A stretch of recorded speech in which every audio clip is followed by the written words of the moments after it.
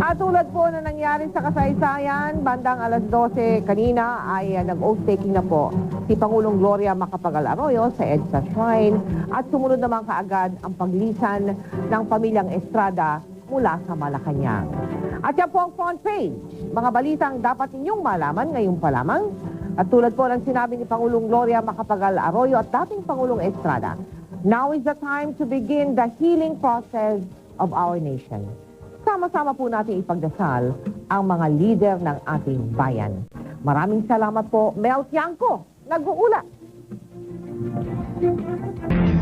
Vicky, pahinga ka na at marami pa tayong mga pag-uulat na iatid sa kanila sa mga darating na araw. Nakapagpahinga na.